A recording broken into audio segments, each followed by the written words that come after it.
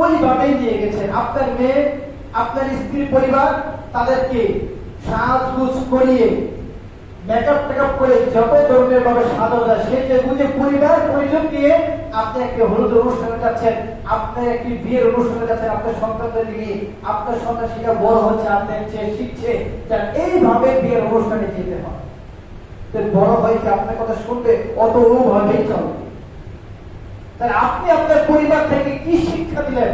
আপনি বললেন মেয়ে তুমি বড় হয়েছ, যথেষ্ট বড় হয়েছ, এখন থেকে তোমার বেহাপনা চলবে না, যেরকম ভাবে সেরকম সাজগোজ করে বাইরে যাওয়া যাবে না, তোমাকে পর্দা করে বরকা পরে কোথাও যেতেই হয়, পর্দা এবং বরকা পরে তোমাকে যেতে হবে।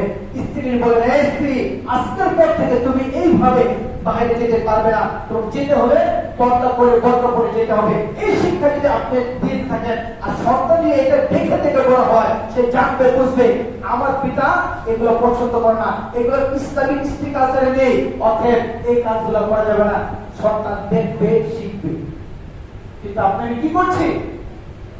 আমি আপনার স্ত্রীকে নিয়ে, আমার মেয়েদেরকে নিয়ে, সন্তানদেরকে নিয়ে, ছেলেদেরকে নিয়ে অটোতে করে, গাড়িতে করে, কি সুন্দর সবার সাথে মিলেমিশে একাকার হয়ে আমরা খাওয়া দাওয়া করে আছি, আর 10 জনকে দেখা আছে, দেখো আমার মেয়ে কত সুন্দর হয়েছে, আমার মেয়ে কত বড় হয়েছে, আমার স্ত্রী কত